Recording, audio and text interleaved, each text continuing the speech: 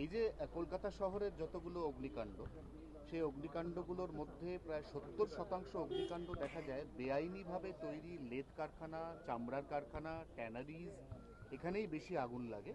এবং এটা খুব সহজেই অনুমেয় যে এই ধরনের অগ্নিকাণ্ডের পরে যে নামগুলো উঠে আসে তাতে দেখা যায় যে এই বেআইনি কারখানাগুলো যারা চালাচ্ছিল তারা প্রত্যেকেই সংখ্যালঘু। এবং কালকের ঘটনা তো মর্মান্তিক। অগ্নিমিত্রাদি নিজে ছুটে গিয়েছিলেন, দুজনের মৃত্যু হয়েছে, কি বলবেন?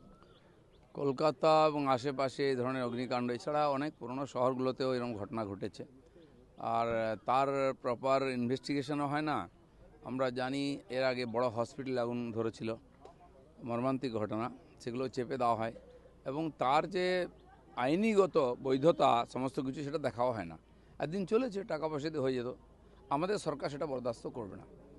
মাননীয় সিএম বলেছেন সব নিয়ম মেনেই হবে। যেমন যেমন মন্ত্রিসভা বিস্তার হবে, মন্ত্রীরা দায়িত্ব নেবেন, তারা প্রথমে এগুলো খুঁটিয়ে দেখবেন সমস্ত ডিপার্টমেন্টে যা যা তার রীতিনীতি আছে, আইনগত ব্যবস্থা সব মেনে করতে হবে সবাইকে। আমিও সেজন্য আপিল করছি, সময় থাকতে এগুলো মেনে নিই। যা চলেছিল ওটা ঠিক চলেনি, ঠিক চলতে হবে যাতে আমাদেরকে বেশি কড়া হতে না হয়। সেজন্য এখনও সময় আছে, সবাই আপিল করুন, বৈধভাবে ব্যবসা করুন, কেউ আপনার গায়ে হাত দেবে না, আপনার পেটে কেউ ভাত মারবে না, এটা আমরা নিশ্চিত করছি। সেই জন্য বৈধভাবে ব্যবসা করুন এবং ভালো করে ব্যবসা করে লাভ করুন। আমরাও চাই আমাদের ইকোনমি স্ট্রং হোক, কিন্তু অবৈধভাবে কোনো কিছু করা যাবে না। তিলজলা, তপসিয়া এই ধরনের জায়গাতে কুটির শিল্পের মতো বেআইনি কারখানা গড়ে উঠেছে। ডেফিনেটলি আপনি বলছেন আপনাদের সরকারের ট্যাক্সও, কিন্তু ট্যাক্সের কোনো মানে মা বাবা নেই। দেখুন, কারখানা থেকে আরম্ভ করে ব্যবসায় সব জায়গায় বেআইনি চলে, এবং কি এই যে বিদ্যুতের সংযোগ সেটাও অবৈধ। কারখানা চলছে, মোজার জুতোর কারখানা, সেখানে বৈধ কানেকশান নেই।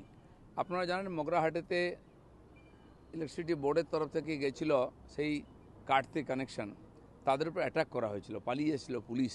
এটা আজ নয়, বহু বছর চলছে। সেই জন্য ব্যবসা করবেন, পয়সা কামাবেন, সরকারকে দেবেন, এটা নয়। সরকারের রেভিনিউ কম আসে, আর সরকারের সঙ্গে যুক্ত লোকেরাই অবৈধ কাজ করে, এগুলো চলবে না। আর সেই জন্য সরকারের রেভিনিউ দরকার।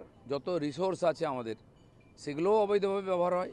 অলরেডি বহু জায়গায় অবৈধ গুন্ডা ট্যাক্স বন্ধ হয়ে গেছে, বালি পাথর ইত্যাদি কয়লার অবৈধ বন্ধ হয়ে গেছে কারবার। এই ধরনের ব্যবসাতেও যে ধরনের অবৈধ কাজ চলছে সেগুলো বন্ধ করতে হবে, নাহলে বৈধ কানেকশন নিতে হবে। কেউ বলছেন যে মেসি কাণ্ডের ফাইল খোলা হবে, কেউ বলছে পুরনো সরকারের যে সমস্ত ফাইল রয়েছে অবৈধভাবে কাজ হয়েছে সেই ফাইল খোলা হবে। আপনি দুটো দফতরের দায়িত্ব পেয়েছেন, সেখানে যেখানে সন্দেহ আছে, মনে হচ্ছে অবৈধ কাজ হয়েছে, নিয়ম মেনে হয়নি, সব কটা রিভিউ করবো আমরা। এবং মেসি কাণ্ডের মতো এত বড় একটা কলকাতাকে বদনাম করা হলো যে ঘটনায়, যারা পেছনে আছে তাদেরকেও ডাকা হবে আইনের সামনে, এবং সাধারণ মানুষের টাকা যেভাবে লুট করা হয়েছে সে টাকা ফেরত দিতে হবে। বিষ্ণুপুর বিধানসভা, দক্ষিণ 24 পরগনা, উনি দিলীপ মণ্ডল, উনি এখনো পর্যন্ত নিজের সোশ্যাল নেটওয়ার্কে ক্রমাগত থ্রেড দিয়ে চলেছেন, আমরা ফুরিয়ে যায়নি, আমরা 15 বছর যদি শাসনকাল চালাতে পারি তাহলে এই গত 15 দিন ধরে যা চলছে আমরা এর বদলা নেই, কি বলবেন? বদলা বদলি সে তো আমরা 15 বছর দেখেছি কি করেছেন, মানুষকে অত্যাচার করেছেন। অভ্যাস না পাল্টালে, আইন আছে সেসব পাল্টে দেওয়ার জন্য, তো সেই জন্য এইসব অভ্যাস যারা বদভ্যাস করেছেন পাল্টে ফেলুন, সরকার কোনো কিছু বরদাস্ত করবে না।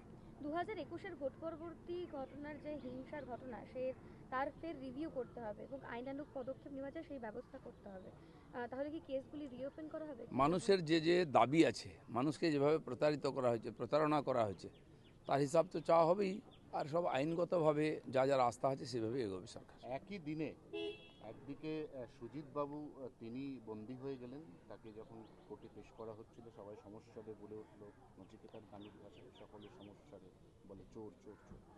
একই দিনে বাংলার বাঘ বলে নিজেকে দাবি করা গর্গ চট্টোপাধ্যায়, তিনিও ঢুকে গেলেন। অনেক বাঘসিংহকে আবার খাঁচায় ঢুকতে হবে, সেটাই যোগ্য জায়গা। আমরা দেখেছি এইসব বড় ডায়লগ অনেকে বলতো, কারণ ক্ষমতাটা এরকম, তার অপব্যবহার করতে করতে মানুষকে কষ্ট দেওয়া হতো, সেগুলো বরদাস্ত হবে না। অবৈধ কাজের সব কিছু বৈচারিকভাবে তার সমাধান হবে।